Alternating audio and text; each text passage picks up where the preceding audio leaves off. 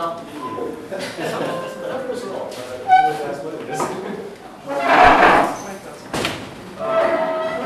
So first I would like to thank the organizers for organizing such a nice workshop. It was a really nice party yesterday.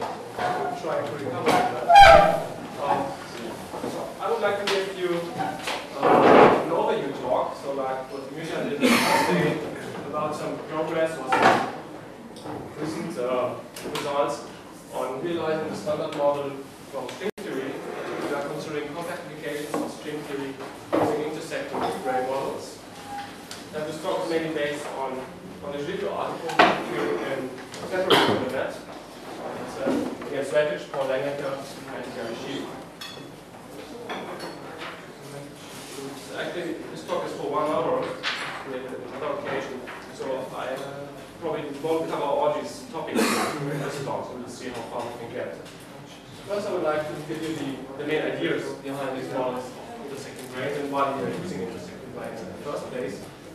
Then there have been a lot of attempts to construct realistic or at least semi-realistic models, both non-supersymmetric, which have the difficulties, stability, and supersymmetric ones, which are much better on the realistic side, but much harder to get realistic models using supersymmetric models.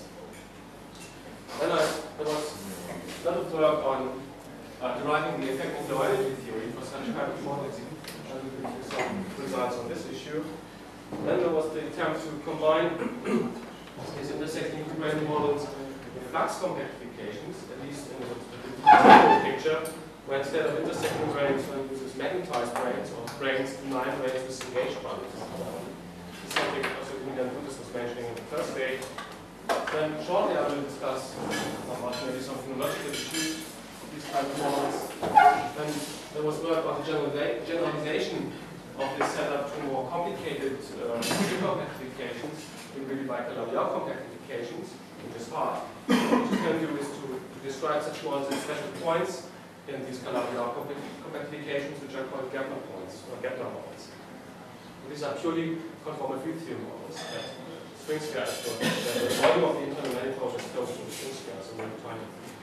And last but not least, maybe I skip some of these parts and then tell you something about this one, the most recent one. This is about the statistics of these kind of string some partial results. Okay, so what is the idea? Just as a cartoon, what we are doing. So say we're studying in type 2A, strength theory, and we are doing an orientifold construction. So we have Worldsche parity transformation omega. In order for this to be a symmetry of type 2A, we have to combine it with some different symmetry, which is like an antiholomorphic involution of our compact space. So we compactify the first type 2A omega. Then we are taking the quotient of omega times this antiholomorphic involution. Is there a pointer somewhere? So, is there a pointer? Hello?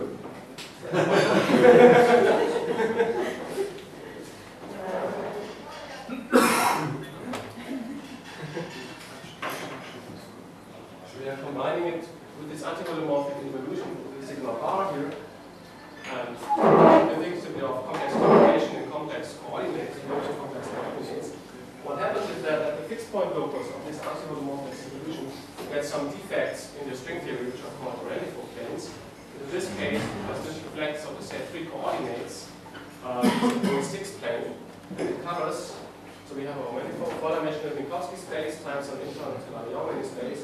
And we arrange it such that these orientifold planes, they fill out the entire 4-dimensional space and wrap the 3 sides with our internal manifold M. Not here in blue. So this introduces a tadpole. So this object is charged under the number 7 form field. I think you mentioned this. And it also carries tension, a negative tension and negative charge. So we have to introduce other objects to cancel these charges on the compact space. It's a simple consequence of Gauss' law. But you can't put a charge on the compact space. And the right objects to do this are D6 branes. And the easiest way to do it is just to place these D6 branes on top of the orientation planes. Then we have to cancel these tadpoles locally. Surely this is a consistent model. But it's a boring model because from the phenological point of view, first it gives you either SO2N or SB2N gauge symmetry. And for standard models like unitary gauge symmetries. And Secondly, there's no chirometric. Just do it like this. So one has to do it a little bit more. But it turns out that this temporal cancellation conditions is not a very strong condition on these branes, on which cycles. First of all, these 6 branes also grab some 3 cycles in our internal space. Right? So, and this temporal cancellation condition, which will derive in a moment, not a very strong one. So we can also, we are free to put these 6 branes on different 3 cycles in our internal manifold. And if we do it, say we have this 6 brane grabbing a 3 cycle here, then because we have this anti-holomorphic evolution here combined with omega, we also have to introduce the images of these branes under the anti-holomorphic evolution. These are, of course, these prime branes here. Right, so we can try to do this, and then we can also introduce the 6 brane grabbing cycles which do intersect. Like I tried to one here, so we have this cycle and then the other cycle. Currently there's an intersection number 1 here, at this point. And what turns out that at these intersection points we get extra fields, so from open strings stretching from one D6 brane in this cycle to the other D6 brane in this cycle, and these in general lead to chirometric on the intersection orbit. And moreover, since this brane is mapped to this brane under omega sigma bar, we don't get SOS gauge symmetries anymore, but we get unitary gauge symmetries. And because we have a symmetry, this brane is simply mapped to this brane, and we have unitary gauge symmetries on each kind of brane. Your immediate is meaning that the 6 brane touches space? So it doesn't cut. It's just, you mean, so this picture is not right. I mean, the 6 branes cover the entire 4-dimensional space. It's hard to draw. So the 6 branes really cover the entire 4-dimensional space and wrap a 3-dimensional cycle in our internal manifold. It doesn't cut you. I wouldn't say it cuts, just wraps it.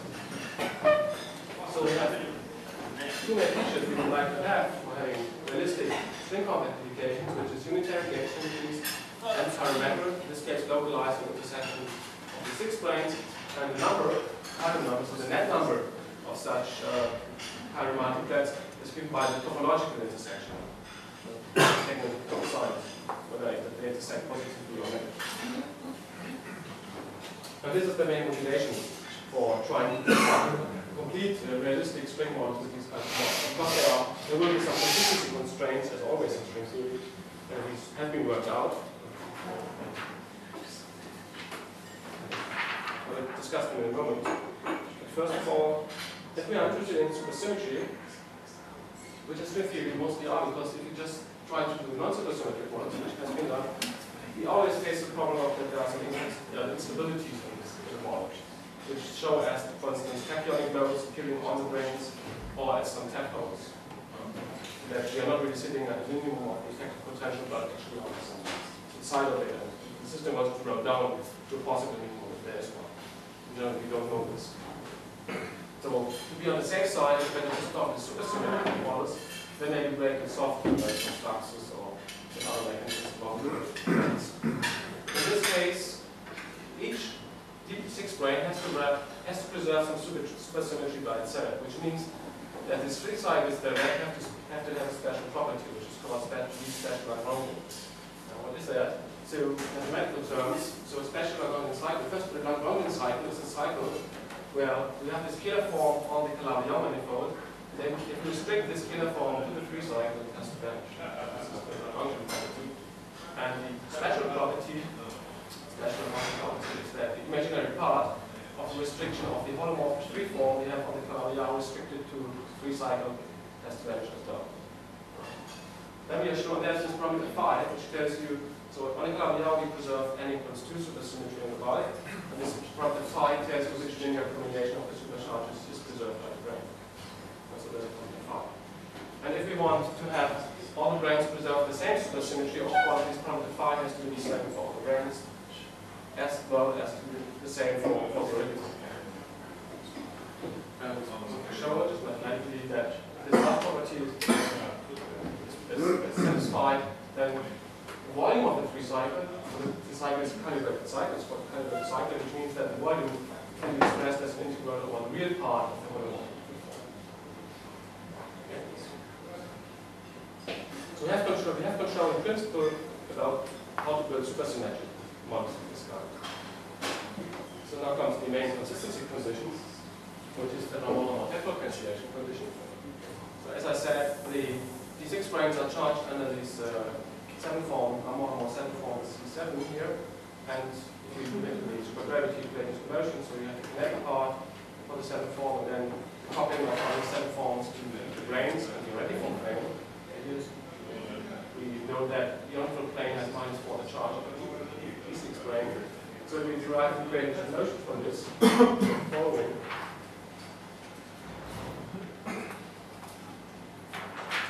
This one, there are some sources now for the 8 form field strength here. They're given by the D-branes, and they are localized on 3 cycles going into space. So this is the free form of 3 cycle. So the left-hand side is exactly penalty, so the right-hand side has dimension homology, or homology, which means that in homology, the sum of all the 3 cycles we are having our branes, including the reticle planes, has dimension, including the ones. So this equation is to read on the carrying space of our reticle form. And there also these mirror branes here. Right. So this is the Ramon temporal cancellation. And I can show quite generally if this is satisfied, then all the non-building anomalies on the unitary anomalies, gauge anomalies, or the gauge anomalies on the D6 brane then will come back. And I should mention that there are additional constraints for this, which are called K-theory constraints. We have to know that since we are doing orientifold, more technical, since we're doing orientifold, it's known that there are also critical work of Zen naming and gamma units. It's known that there also exists stable type of the non-BPS branes carrying some charges. These are not normal charges, these are called torsion type K-theory charges. One also has to ensure that these K-theory charges are cancelled. There's a better argument, maybe more physical by Banja, how to detect these possible inconsistencies from the effective low energy theory. What one does is one has to introduce some probe branes and low dimension general, the D1 branes, and describe the effective theory on the D1 branes. And if this constraint is not satisfied, then one finds a non-vanishing SP2N wind anomaly.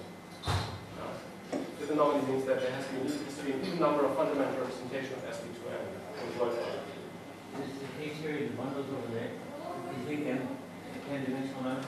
Yeah. And the charge over the charge is a non-trivial. It's a K-theory charge. It's a no-general torsion. That's a torsion. But if you, I mean, it's hard to compute this for such complicated models from steps. So what one does is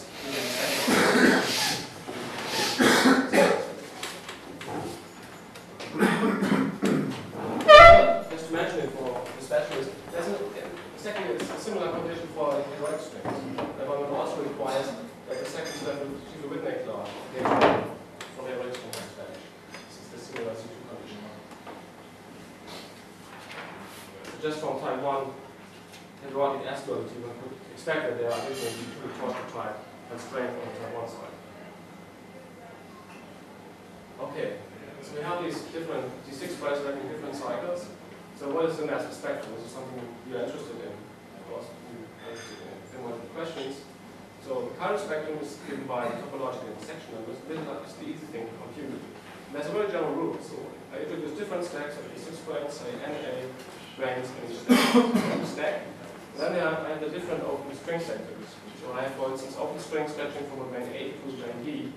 Then I get this number of chiral superfields in this bi-fundamental representation.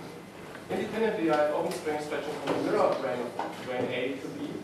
So I'm not related to my bar transformation, and they transform this kind of bi-fundamental representation. Then I have symmetrized by omega, and it's an open string stretching from brane to its image, omega after sigma by image. And they can transform the antisymmetric and symmetric representation, and here's the number.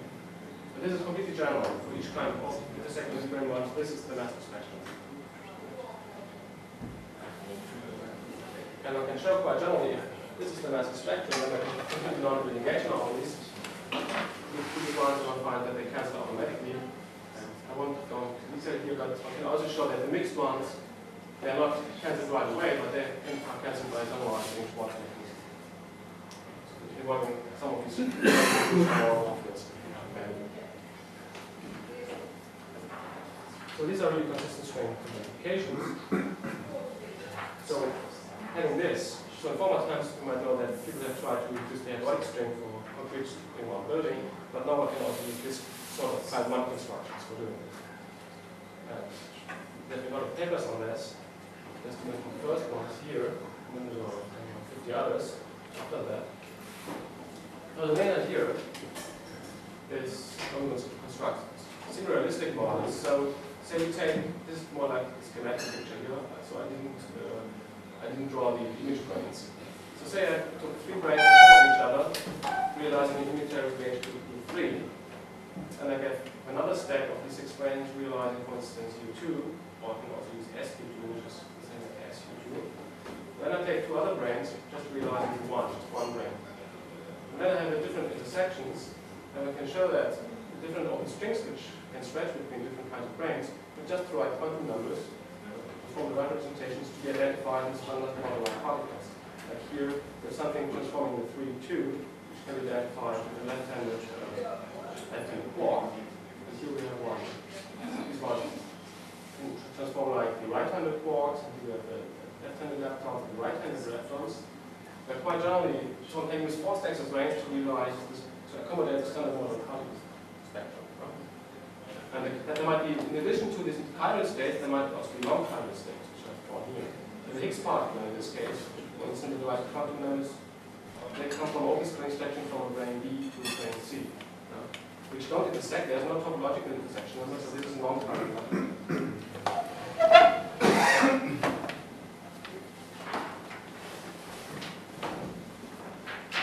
And in order to have 3 generations, we would like to have all these intersection numbers to be equal to 3.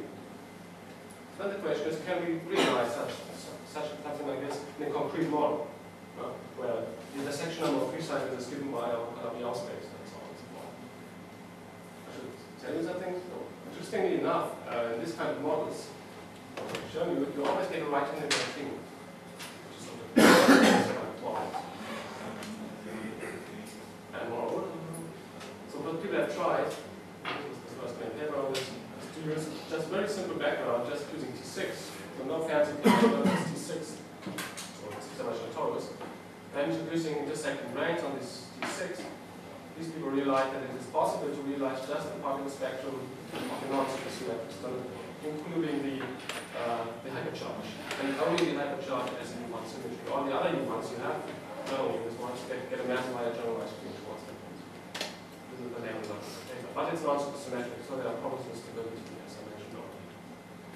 So here's what we did. So the initial group is like this. Now you have U3 plus U2 plus U1 plus U1. So you split U3 in SU3 plus U1 and so on. So you have 4 U1 vectors, you have the quantum numbers, and it turns out that for a quick model they give also the random numbers and so on and so forth for this torus. They find that just this linear combination, this hypercharge, remains as an application. All the other ones are massive and become just global systems. To what extent is the Green-Schwarz mechanism necessary? The Green-Schwarz mechanism is necessary because these one symmetries are enormous. It's not freedom you have to then, of course, the one gauge symmetries get massive and so on.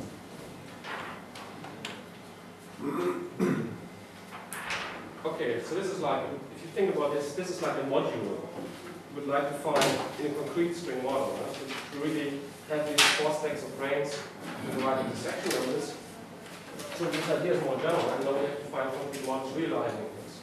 So that this setup really satisfies the temporal cancellation condition. So there will be additional branes to do this. And in particular, what people have tried more recently is to construct symmetric intersecting brane models. There was a lot of work on this, particularly around strategy and a lot of that. So in particular, what people have studied, just to give you an overview, this is a review talk, is they studied toroidal orbifolds in particular. So it was not possible to recently, but they have more general intersecting branes introduced in the T-rule picture with fluxes and so on. But until recently, it was clear that we couldn't realize supersymmetric non-trivial intersecting T-brane models in just torus. So we move forward to toroidal orbifolds, which can also be treated nicely, and to these algebraic Calabi-Yaus, which I already mentioned at the beginning, called gamma. So this is just, I mean, I could give a talk on each of these papers, so this summarizes a lot of work actually. So for each model you have to work out in 3 cycles how they intersect and so on and so forth. And so what has mainly been studied is the C2 cross C2 orbifold. There's a lot of papers on this. they form part of intersecting. So the general result is in all these constructions, it turns out that it's much harder to get a realistic particle spectrum at the same time as preserves symmetry. So these two things are really hard to satisfy at the same time. So generally you get something like MSSM, but you, as another heroic side, you get additional matter and you get additional gauge symmetries. Yeah. In all these setups. Okay. So I don't go to other things to say.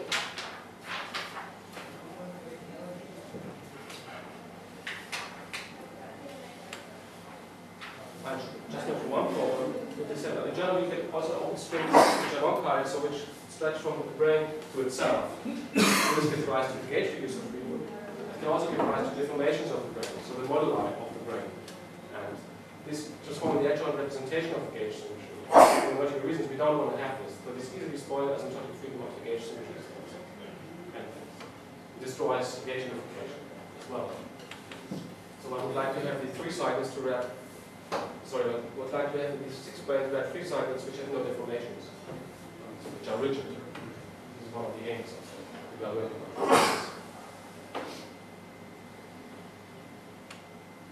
It also has something with flux communication. If these branes are rigid, you can have no deformations, so they are asymptotically free, so they can generate Gaussian organization generating non-detectable superpotential, which is interesting again to freeze all the model line and set up flux communications. So this KKMT scenario. Okay, so all the things are tied together. Can you give an idea? Can you give an idea how can you obtain a rigid cycle? We can reach a rigid cycle. So what's an Calabi-Hellman inflow? There are rigid cycles. So just the fixed point set of an anti-holomorphic evolution is always special and not in a free cycle. If you take the quintic, for instance, apply complex conjugation, you get a real quintic. This is an R3 sitting in a quintic. And this is a special Gaussian cycle, for instance. There's no definitions. Okay, this is geometric. Still the brane can... It cannot move away, it's a rigid cycle. So It's stuck. It's given angle.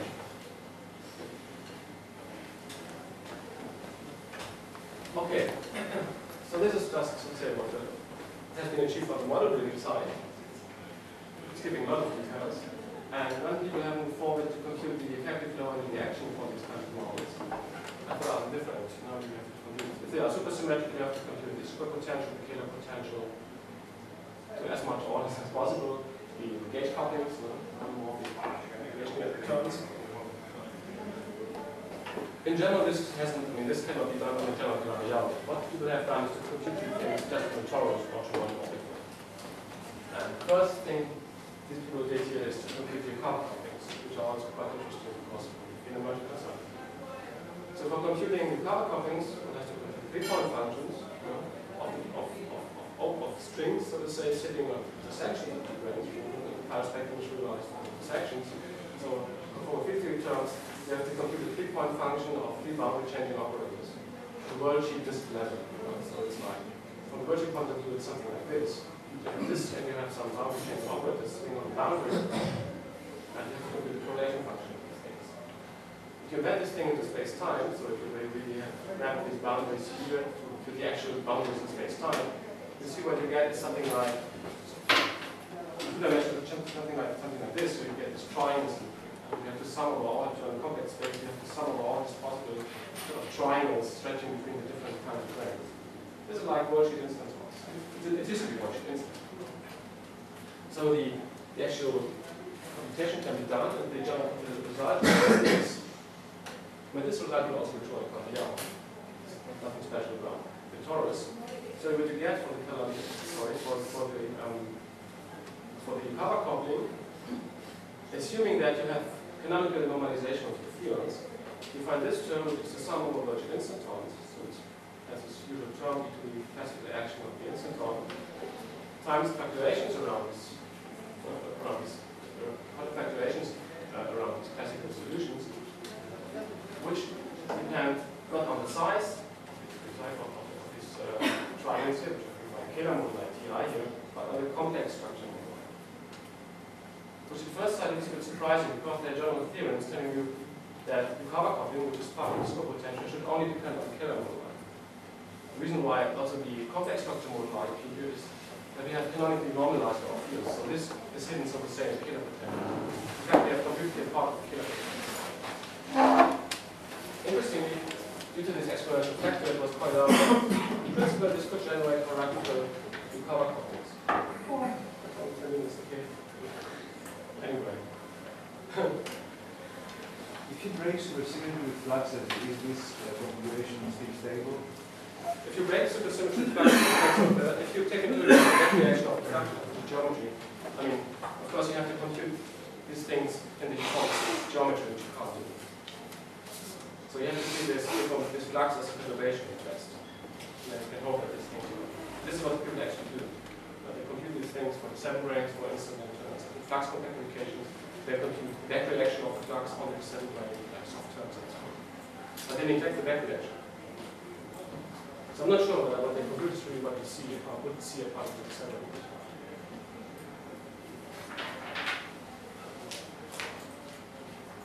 But you try to do the best you can.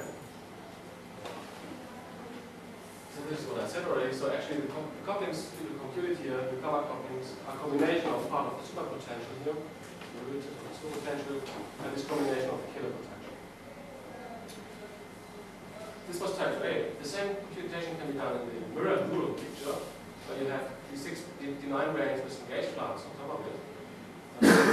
And then you find, in this case, it's just the opposite. The superpotential just depends on the complex structure of the line. There are no vertical instant configurations, so it should be exactly even order of prime. We have tried it, so this is a very nice example of open string mirror symmetry, where computations can be made very explicit. This has been done by the and you can reconfirm that computatively, just the field theory computation on the Patrick side gives you, if you know the mirror map, which is not in this case, the vertical instant computation. So then you accelerate a bit. Some people have also computed the Kähler potential. This guy's here in this paper. Part of it already occurred here, and this has the following form. I mean, the Kähler potential, in this case, for the charge massive states with localized on intersections. In quadratic order, so these are fields living on the intersections. In quadratic order, you get this result. You also depend on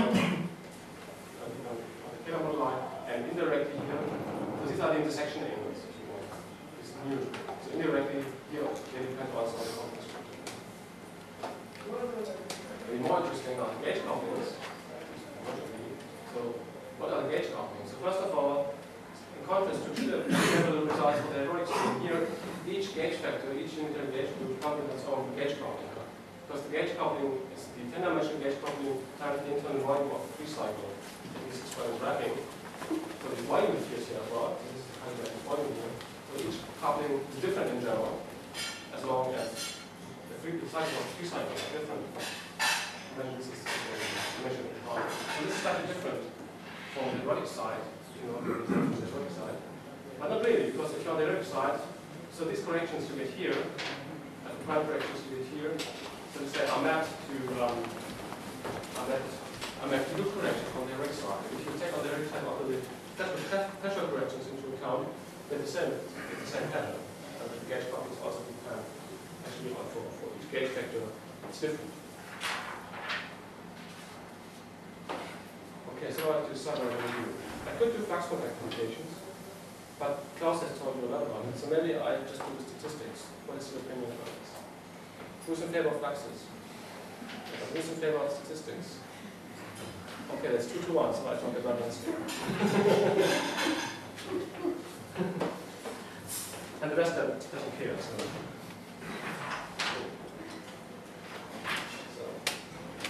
that's good. Number of chapters, so let me talk about the landscape. Are we allowed to move? Who else talking about? Are we allowed to throw things, tomatoes or something? Excuse me. Can we throw tomatoes now? You want to throw tomatoes? No, you should have thrown them already on the million because it was talking about it. So I wasn't here for that. So somebody has told you there is someone who is studying statistics or string vector. Because as my guidance has pointed out, there's a huge number of fluxes. So I'm more or less a pragmatic point of view. So I don't want to make think it's a philosophical statement. It's just pragmatically would like to study the space of solutions to our string equation solutions. See what kind of solutions we get, what kind of properties we get, how they are distributed. These are the questions we are interested in. To see whether maybe in this big number of vacuum we find something which is close to the standard model. This is the actual question we would like to solve. But with this number of vacuum, it looks like it's quite hard to find just by chance D-string vacuum which realizes our work. So better take a step back and try to study the ensemble of all string vacuum and see what kind of patterns we can get. So McDouglas was proposing a statistical approach which might allow, I'm convinced philosophically, I want to discuss about it, so at least to estimate the number of standardized models. This is a good question, I think. Then, as these people have also used in the set of symmetrical symmetry, it might involve some new statistical solutions of some fine-tuning problems. So that we have enough values to realize fine-tuning looking numbers like the cosmological or the Higgs fine-tuned just because we have still a lot of vacuum realizing these numbers. And of course, what you assume here is that, what Imogen didn't tell you, that actually all string vacuum are realized in nature somehow, so that the landscape is populated. Okay? And this we don't know at the beginning of time in space, before that really something like all string vacuum are available and now they are realized, and we just happen to live in one of them, which have the right properties so they can exist. And what might be interesting is to find statistical, I don't want to talk about this classification, but it's some conclusion. We might explain about the statistical correlations among some physical properties which might provide some evidence, some important evidence of string theory. Not just the opposite. Anyway, so up to now, Douglas and friends, they only studied the flux sector. Also, there's intersecting, meanwhile also in two manifolds.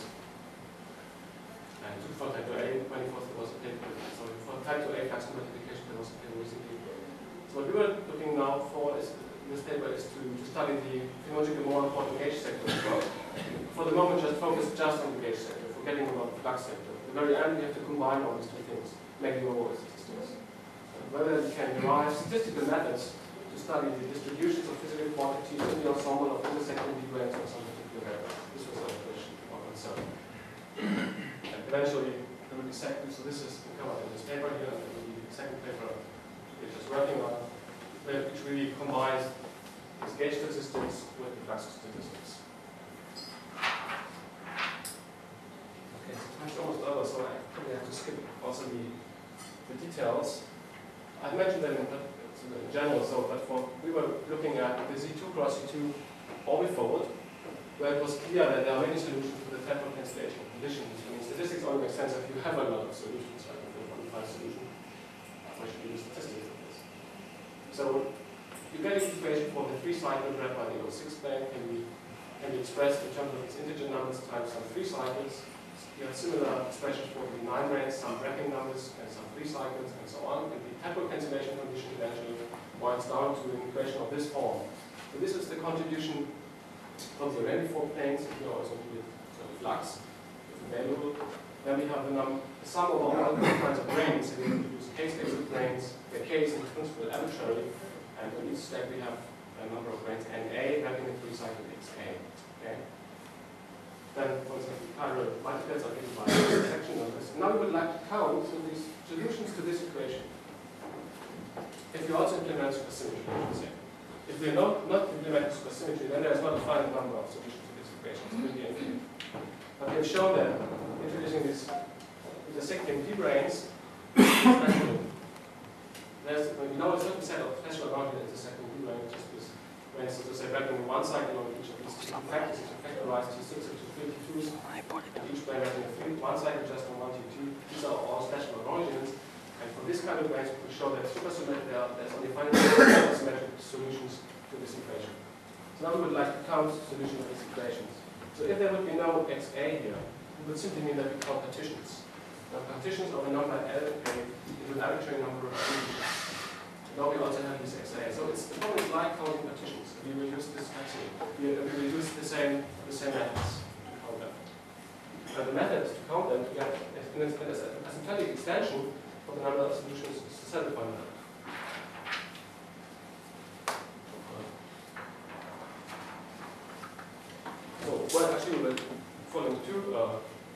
is first one could just put it on a computer and use brute force computer classification, which takes some time. I mean, we're looking both at 8-dimensional, 6-dimensional, and 4-dimensional models to study easy things first.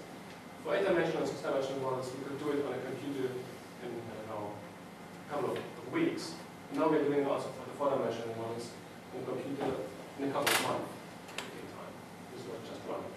But independent of this, I could use the saddle point approximation to just count the number of solutions to the equations I've shown you.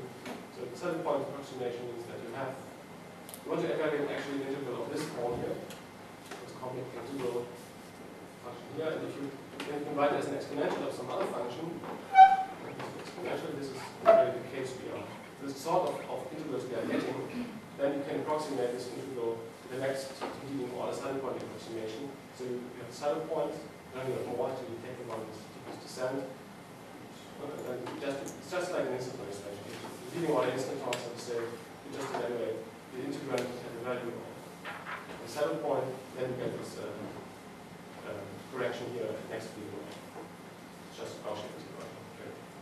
Okay, so this in general we have just more than one variable. So now we compute that very easy quantities. So first of all, you can count the number of models. I've shown here the results for the 8-dimensional models because it's easier to explain it to a 4-dimensional model, but it shows the same kind of pattern. So we'd like to count solutions to these equations. Here's the corresponding saddle point integral you have to evaluate, and now we can do it by hand. In this case, we can do it by hand more or less. So we found that the solution scales like e to the square root of L times log L. But you can also do it on a computer, and then you find that the exact result of the computer search is from here, and sorry, other way around. The exact results are the dots here, and the saddle point approximation is the solid line here. And since we did some approximation during writing this integral, we knew for sure that it has to be lower than the actual value. So we understand this derivation here. It's not a problem for us. Now, but you see qualitatively, it's the same result. But that's what we're happy with. Because now we could go forward and look at the other physical quantities, like the rank distribution. So what is the rank of, so the total rank of the intersecting D-brane models we have? It's the sum of all the constraints we have. It's a constraint that satisfies the temporal cancellation conditions. We have another constraint that the rank is, say, R, so you get two of these integrals now. And now this is the integral you have to compute for the saddle point approximation. Again, you find here are the exact results, looks like the Gaussian curve, and the solid line is the saddle point approximation. And as you see, again, qualitatively, it's the right result. It's a really shortcut. I mean, to compute these things, you just need, nothing to win it, yeah, to win the computer and to evaluate the thing. But for computing these dots here, you need some computing time. So it's a powerful tool to extract the distribution of various physical quantities and we did for many of these. And here are some main results. So similar results as the one I've shown you, divided 60 and 40. We asked the following question: what is the frequency that the SU engaged symmetry appears in the ensemble of solutions intersecting D-brane solutions of the temporal cancellation? It scales like this. So it scales like e to the minus n. So larger engaged symmetries are exponentially suppressed, and the scaling factor is related to the temporal cancellation condition. So the contribution from the array scales like it's very block out of now. And you could ask for the frequency of number of families. How often do we get the families or so? So the number of families is denoted as chi, and here it scales like e to the minus some constant square root of chi. So we find different various scaling laws. And we also find a correlation between the rank of the dimension. But the larger the rank, the smaller is the number of families. This is just a consequence of the temporal cancellation condition. So what do we learn about the standard model from that? Can you interpret this? Nothing yet. Just to see what happens. Nothing. We haven't introduced the K-theory constraints. One thing is, if you would introduce the K-theory constraint, which is the two constraint, you would find that these curves, they split into two. One for even numbers and one for odd numbers and families, for instance.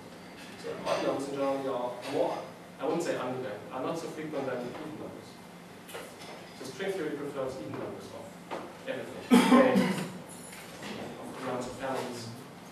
We're living in a not so lively world. And the such is also in 10 dimensions. Okay. In 10 dimensions, there is such a... In 10 dimensions. But this is now compactifications to 4 dimensions.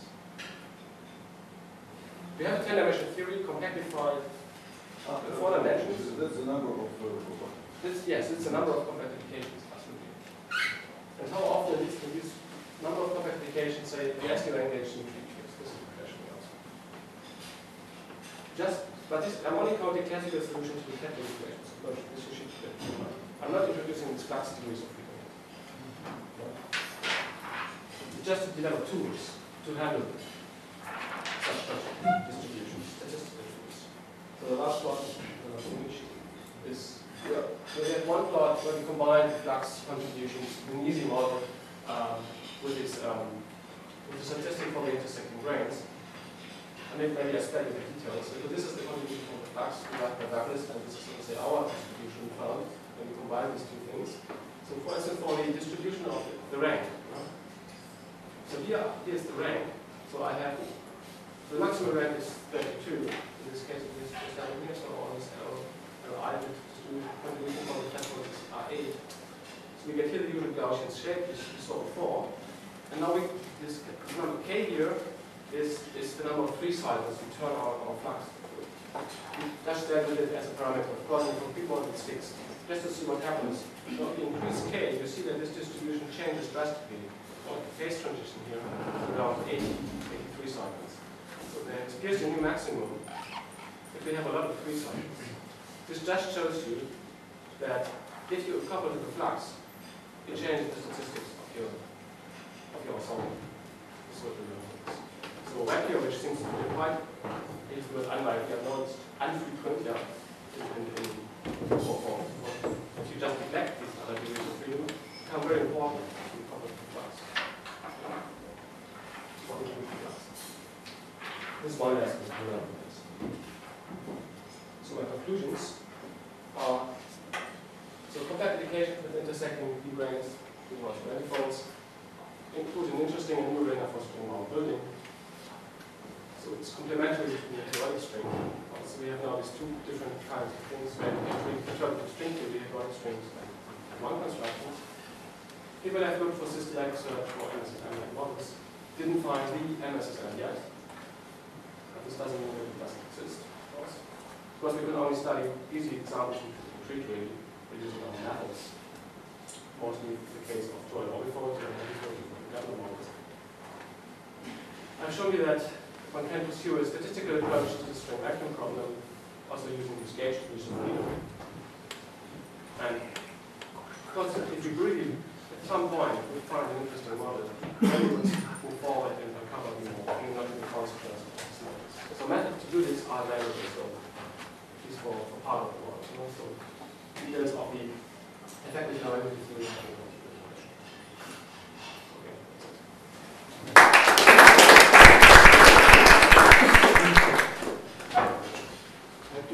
First question is, you mentioned resource breaking, you have mass to a lot of extra, you want to get those. What is the scale of the mass of those? It's not, because you have many, it's more or less arbitrary. So first of all, you would expect that it's MS, string scale, but because you have many, I mean, you have mass metrics and you have to compute the eigenvalues, and there can be, of course, cancellations. In principle, it's everything between 0 and MS. And the other question is, are you convinced you know enough about string theory to make the statistical analysis make sense? Or are there all sorts of classes of vacuums that we haven't yet discovered? Might be, I don't know. I can't answer this question because I don't know what I don't know. I only know what I know.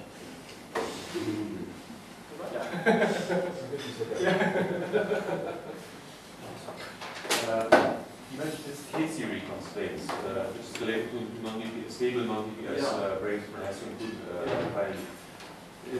do these non-DPS branes do not make possibility, or should give the service possibility? They would, if you would introduce them, they would break the symmetry, for sure. But this is just an additional, so the string theory constraints has to make sure that whatever you put in this string background is a consistent theory. This is the way I understand that. Yeah. So if you put programs, even if they break supersymmetry, or give the effective theory on them, then it has to be consistent. It doesn't mean that you have to introduce these programs in the background. If you would, it has to be consistent. And this is what the string consistency constraints tell you. Consistent means stable? The DPS would say that. Consistent means stable? I think it's more than stable. Yeah. Also, it's more chance to It's stable, right? It includes stability, but it also includes cancellation of various charges. Anomaly. Anomalies, yeah. This is the field theory analysis of this charge. Within this statistical approach to fix or to predict the number of uncompacted dimensions. Yeah, this is a problem. This is really a problem. Because this is a good question. There's some discussion about this. So if you take seriously this statistical approach and say, if you really say that we are living more, that we are supposed to live in a likely string compactifications, of course there are many more string compactifications for 3 dimensions than 4 dimensions. So this would contradict that you can use the statistical approach really as a guiding principle to our method. And I wouldn't take it this serious. For me, it's just a matter to study the solution space of all string compactifications. This is all. What you make of it. But if you learn anything from this, or what you make of it philosophically, I really don't know. Is there some duality in relation to these at all, to these group models? They're not expensive. You expect them to, yeah. But it hasn't been worked out in detail. But they have a claim to discover the spectrum of the They claim, yeah, I think their advantage is they can do the computation. So what we are doing here is, just from performance point of view, you could just solve the equations if you have a special point in moduli space, orbital points, for instance, or Gepler points. And what price you pay for this is that you have a very symmetric point in your compactification space, and then you get additional symmetry, you get additional non-chiral matter, for instance, yeah, which you might do if you move away from this point in moduli space. What they managed to do on the erotic side, because they are just having bundles on the erotic side, they are in a general point in moduli space. And then they can compute the spectrum. This is one thing. One reason why we're really getting just the standard model spectrum with this additional U1 P minus L. But for them, it will be quite hard to make any further progress. I think the best we can do is we can compute the tree level cover companies, and then it's over. Because the model is so complicated. That's good.